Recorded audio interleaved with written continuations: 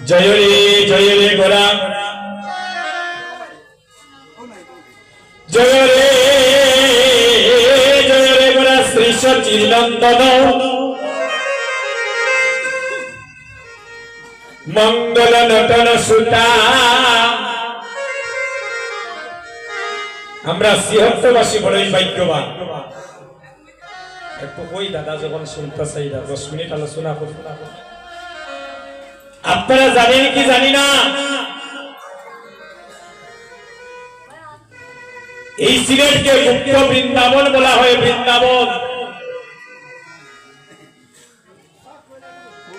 যদি গৌরী না হইত কেমনে দরিতামে দেখ রাধার মহিমা প্রেম রস সীমা এই জগতে জানাই তোকে। রাধা বাবে হরি ভক্তি জীবের নিস্তার, আরে 3 বাঞ্ছা পুরাহিতে কলিতে হইলেন গৌরাঙ্গ অবতার।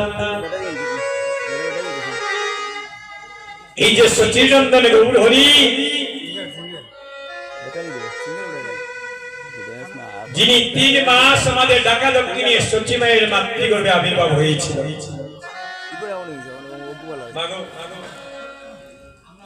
3 মাস আমার সচি মায়ের মাতৃগর্ভে ছিলেন, পরে নবদ্বীপে গিয়েছিলেন। তাই এই ঢাকা দক্ষিণকে মহাপ্রভুর বাড়ি বলা হয়। মহাপ্রভুর মামার বাড়ি কই? এই বাহুবল সচিয়ঙ্গল, যিনি বিশ্ব ব্রহ্মাণ্ডের মালিক, যার ইশারা ছাড়া একটা শুকনা গাছের পাতা মাটিতে পড়ার ক্ষমতা নাই,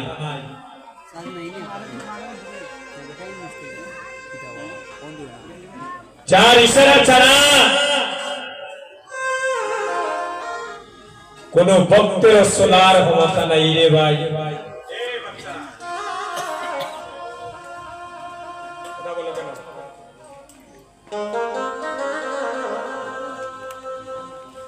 সেই সচিনন্দন গৌর হরির বাড়ি হচ্ছে আমাদের সিলেট জেলা গোলাপগঞ্জ থানা ঢাকা দক্ষিণ। এখানের মধ্যেও আসি, অনেক এখনো মনে হয় যাওয়ার সৌভাগ্য হয় নাই। অনেক গিয়েছেন হয়তো, এখনো আসি দাদা, অনেক যাওয়ার ইচ্ছা থাকলেও যাইবো করি এখনো যাওয়া ইচ্ছা। কিন্তু রে ভাই, London, Canada, France, Sweden, Italy থেকে প্রতিদিন মানুষ আসে। একদিন গিয়ে দেখবেন 2-4 ঘন্টা একটু অপেক্ষা করে একজন বিদেশি ভক্ত পাবে। তারা ওই মহাপ্রভুর বাড়িতে এসে ধুলার মধ্যে গোড়াগড়ি যায়।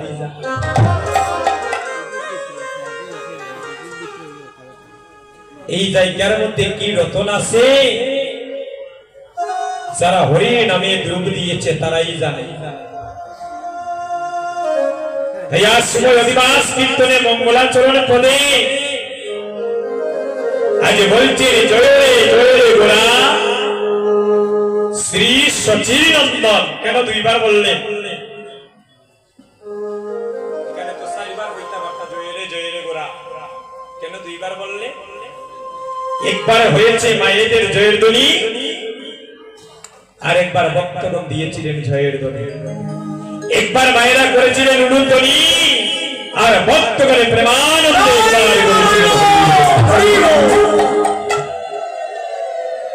জয় রে গোরা শ্রী সচিনন্দন।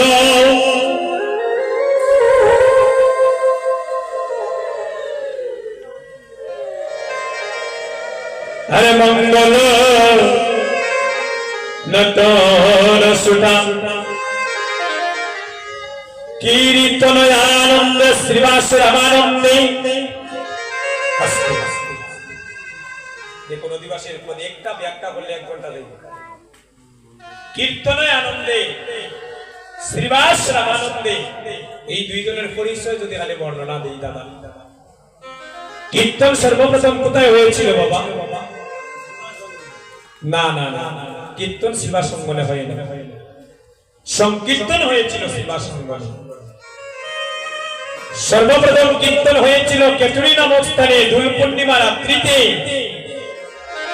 আমার নরোত্তম দাস ঠাকুর প্রথম কীর্তন করেছিলেন,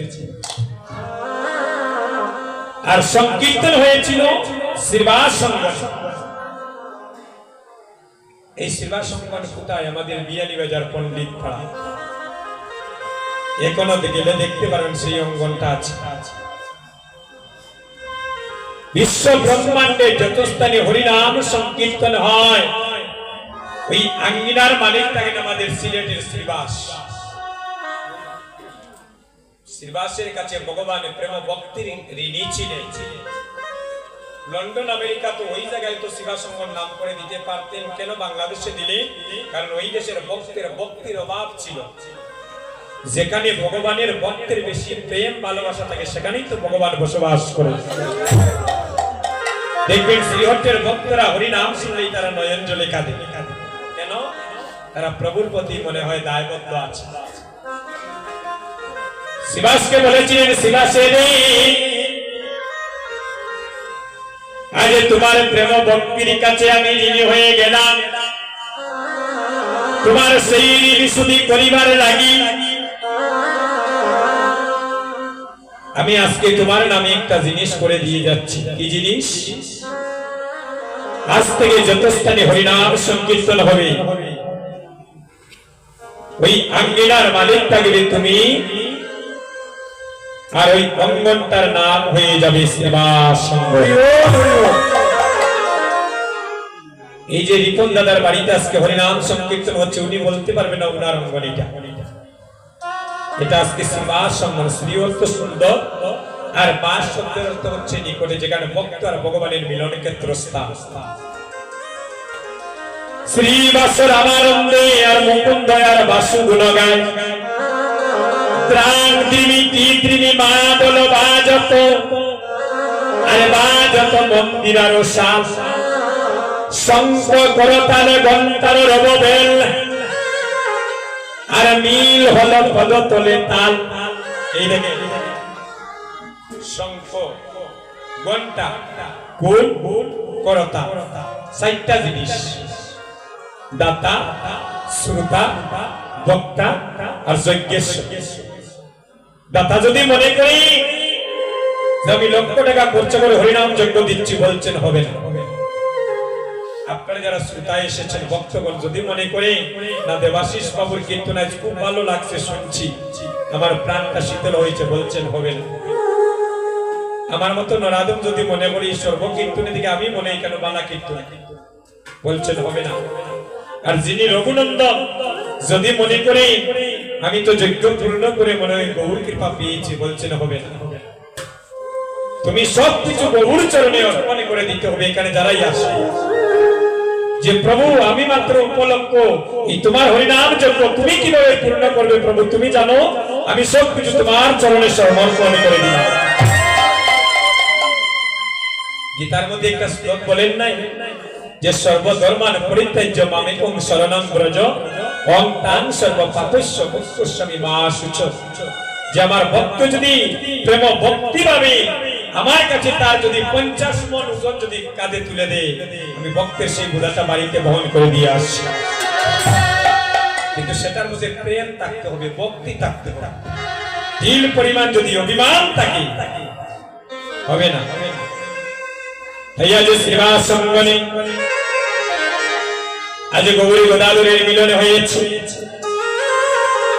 আর এদিকে কি করছেন মহাপ্রভু আমার নিতাই বাড়িতে সঙ্গে নিয়া ধীরে ধীরে যায় চলিয়া, ধীরে ধীরে যায় চলিয়া, ধীরে ধীরে যায় চলিয়া, ধীরে ধীরে যায় চলিয়া, নিতাই বাড়িতে সঙ্গে নিয়া ধীরে ধীরে যায় চলিয়া, নিতাই বাড়িতে সঙ্গে নিয়া ধীরে ধীরে যায় চলিয়া, নিতাই বাড়িতে সঙ্গে নিয়া ধীরে ধীরে যায় চলিয়া।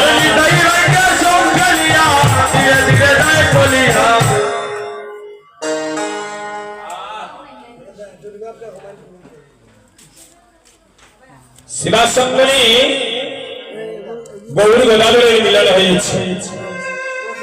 আর এদিকে গৌর হরি আমার বাই নিতাইকে সঙ্গে নিয়ে ধীরে ধীরে যাচ্ছেন। অদ্বৈত অঙ্গনে। এদিকে অদ্বৈত প্রভু আমার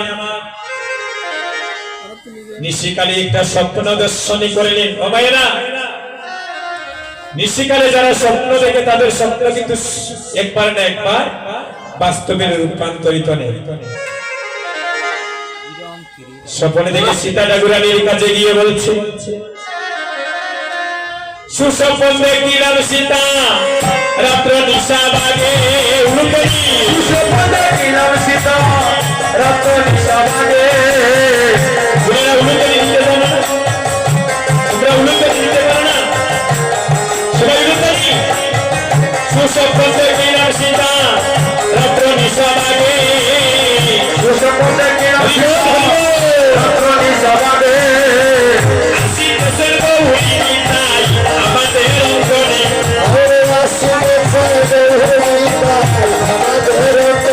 সীতা কয় আসি দেশের বহু তাই আমাদের অঙ্গনে। আসি দেশের বহু তাই আমাদের অঙ্গনে। কালী করা দাও গো সীতা অঙ্গন বলিয়া। দাও গো সীতা অঙ্গন জড়িয়া। কালী করা দাও গো সীতা অঙ্গন বলিয়া। কালী করা দাও গো সীতা অঙ্গন বলিয়া। আসি বেদ গৌরী তাই নাচিয়া নাচিয়া। সীতা কয় আসি বেদ গৌরী তাই নাচিয়া নাচিয়া। আসি বেদ গৌরী তাই নাচিয়া নাচিয়া। আসি বেদ গৌরী তাই নাচিয়া নাচিয়া। সীতাকে বলছেন, সীতা আলিপনা দাও, আমার মহাপ্রভু আসবেন আমাদের অঙ্গনে নাচিয়া নাচিয়া।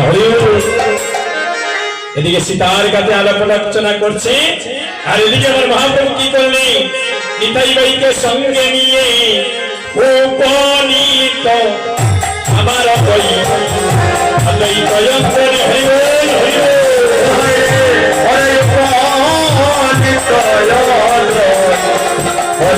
অঙ্গনে।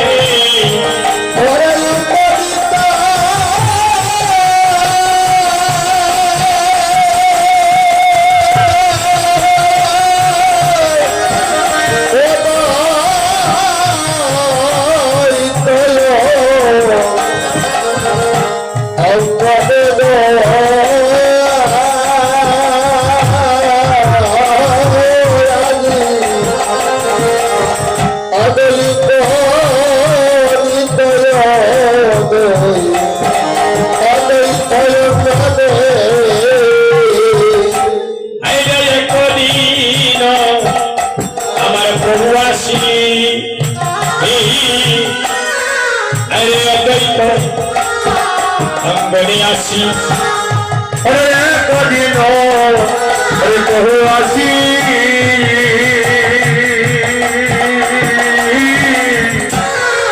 অদ্বৈত মন্দিরে আসি। আরে বসিলেন সচি সচির কুমার।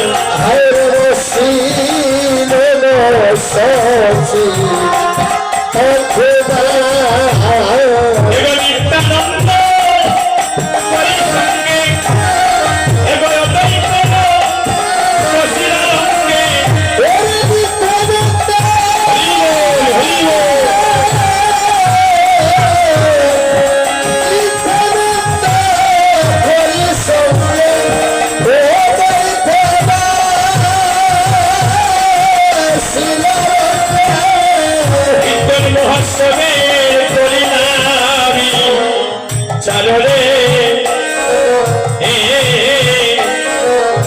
মহোৎসবে করি হইলা বিচার কীর্তন মহোৎসবে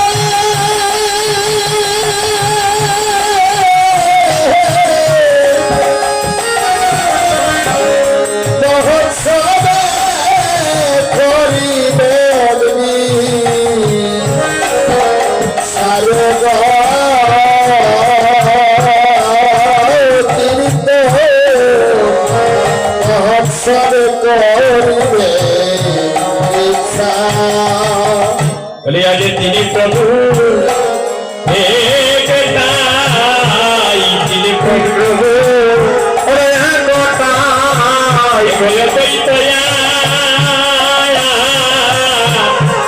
গৌরী নিতাই, আদি তিনি প্রভু একটাই।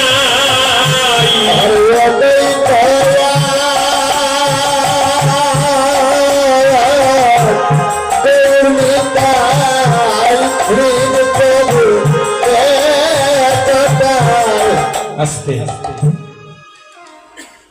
আজ একটা আনন্দের বাজারে বসেছি ভক্তগণ। অদ্বৈত প্রভু, শ্রীমন মহাপ্রভু আর বাই নিতাই, তিনি প্রভু বসিয়া আজ আলাপ আলোচনা করছে এই কলির প্রথম একটা সন্ধ্যায় কিভাবে হরিনাম যজ্ঞ দান করা যায়। এই যে আজকে যে অষ্টমের হরিনাম সংকীর্তনের আয়োজন করেছি স্ত্রী শৈলেন্দ্র মল্লিক, উনি অবশ্যই এই কীর্তনটা শুরু করার আগে ওনার ছেলে সন্তান আত্মীয় স্বজনের সাথে আত্মপরামর্শ করেছে যে আমার একটা ইচ্ছা, আমি একটা হরিনাম যজ্ঞ দান করবো, যদি তোমরা সবাই একটু কৃপা করো।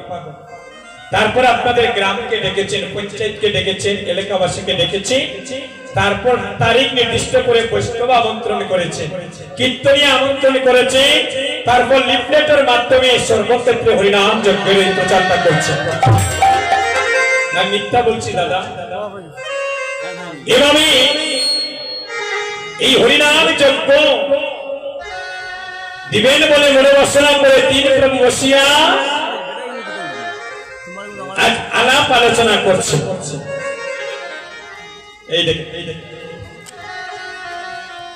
এমন সময় অদ্বৈত গৌরণী সীতা ঠাকুরানী, এমন সময় অদ্বৈত গৌরণী সীতা ঠাকুরানী রন্ধন শালায় চিনে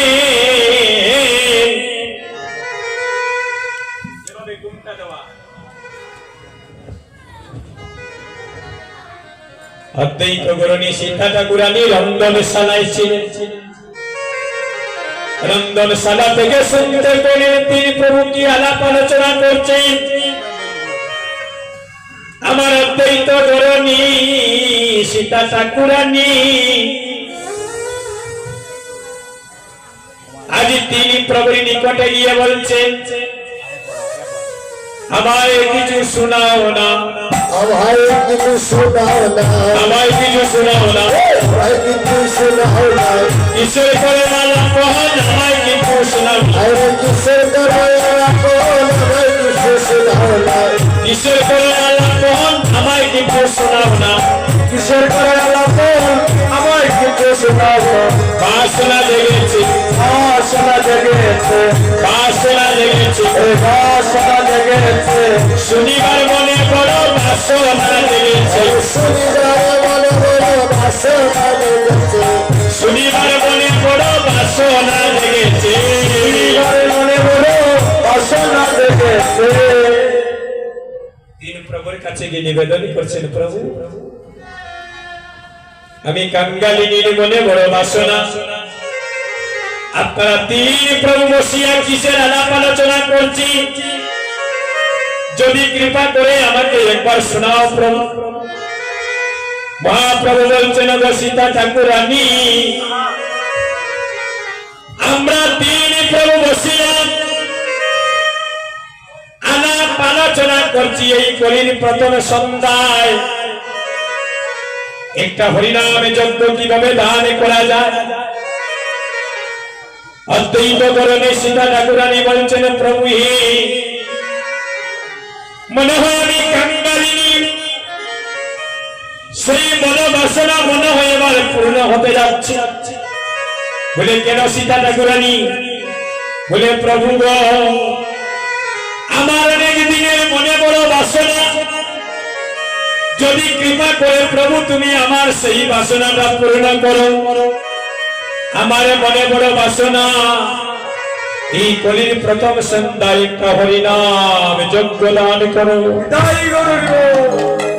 তুমি কি পারবে সীতা? হরিনামে যজ্ঞ দান করতে হলে মান অভিমানে ছেড়ে দিতে হয়, রাজার বেশ ছেড়ে দিয়ে জগতে কাঙ্গালের বেশে ধরতে হয়, কাঁধে নিতে হয় ভিক্ষারে ঝুলি, মাথায় বাঁধিতে হয় হরিনামের নামাবলী, পরার মাকে মা বলতে হবে, যার তার চরণে প্রেমাবিষ্ট হতে হবে, কুলের গৌরব মানের গৌরবে ধনের গৌরবে ছেড়ে দিয়ে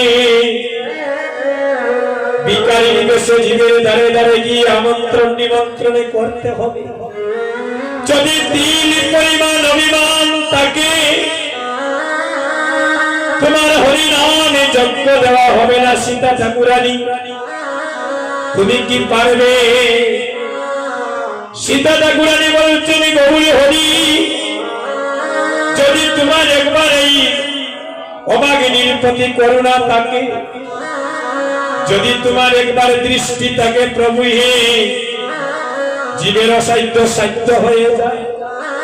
আমার মনে বড় বাসনা, এই কলির প্রথম সন্ধ্যায় একটা হরিনাম যজ্ঞ দিব। প্রভু গো, আমি তোমার যুগল চরণে শরণ নিলাম, এই কাঙ্গালের মনোবাসনা পূরণ করে নাও। এবার আমার মহাপ্রভু বলছেন সীতা ঠাকুরানী, তাহলে শোনো, আমি বলে দিচ্ছি কিভাবে বৈষ্ণব আমন্ত্রণ নিমন্ত্রণ করতে হয়, কিভাবে হরিনাম যজ্ঞ করতে হয়। এবারে শোনো ঠাকুরানী সীতা, আরে বৈষ্ণব আনিয়া হেতা, আরে শুনো আলে সীতা, বৈষ্ণব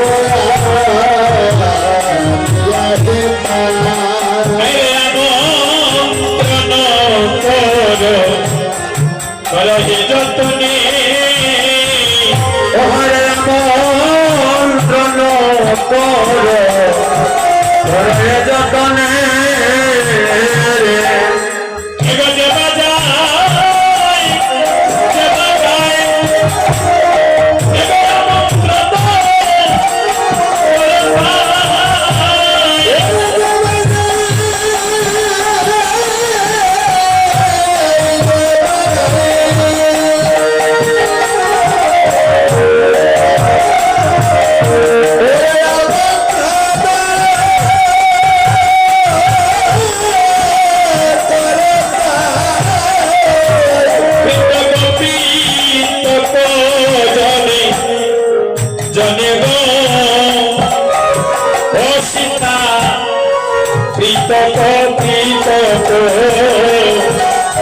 জনি জনি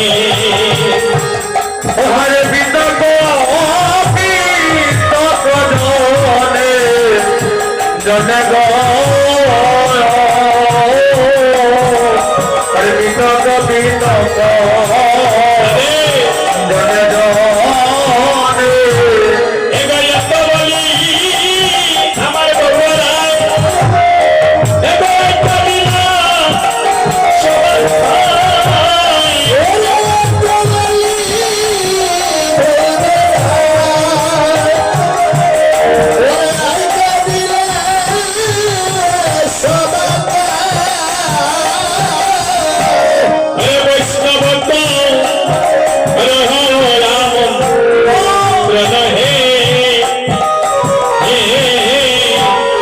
বৈষ্ণব করহে আমন্ত্রণ, ওহাই রে বৈষ্ণব করহে আমন্ত্রণ হে,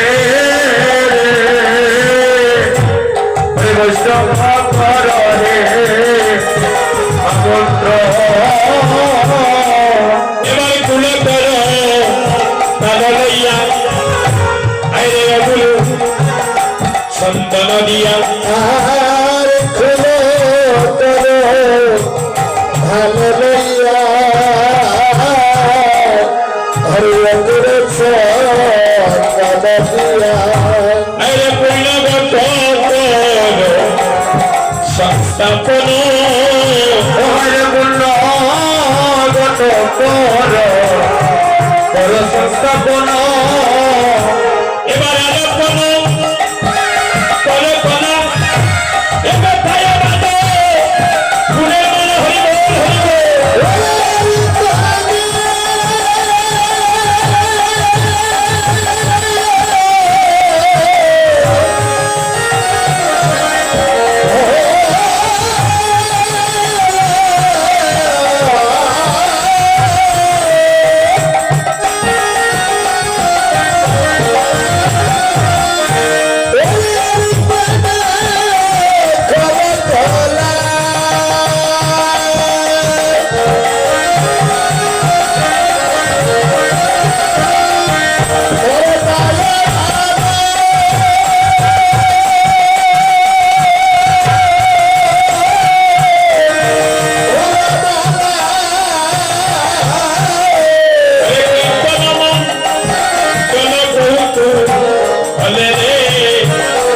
কীর্তন মঙ্গল কৌতূহলী হরে কীর্তন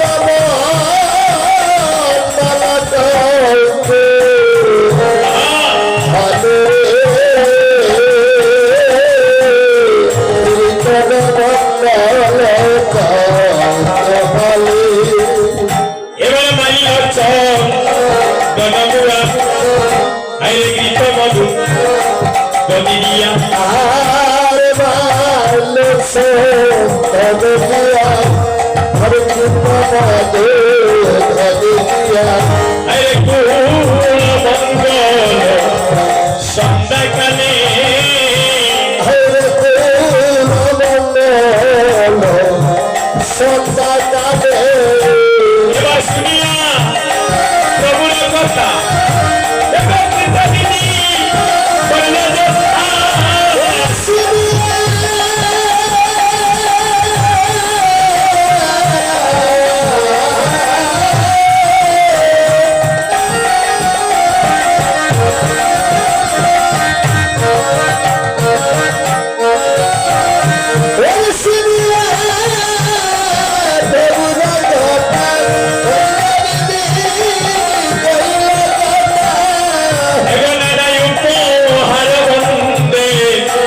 বাসিরে আজি নানা উপহার বন্দে বাসে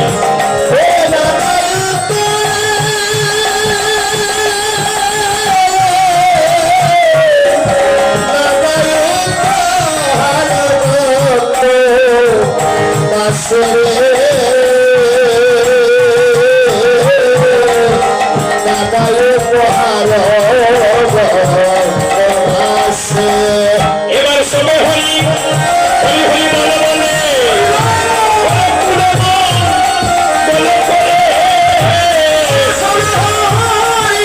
বলে বলে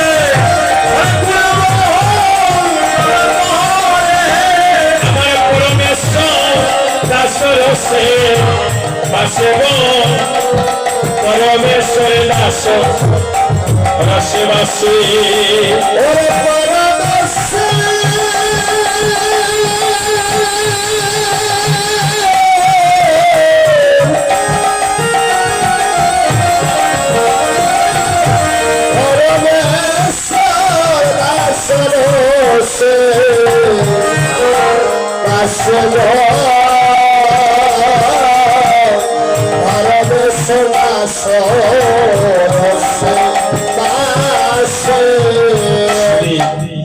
গৌরভক্ত মন্ডলীগণ আমার শ্রদ্ধেয় দাদা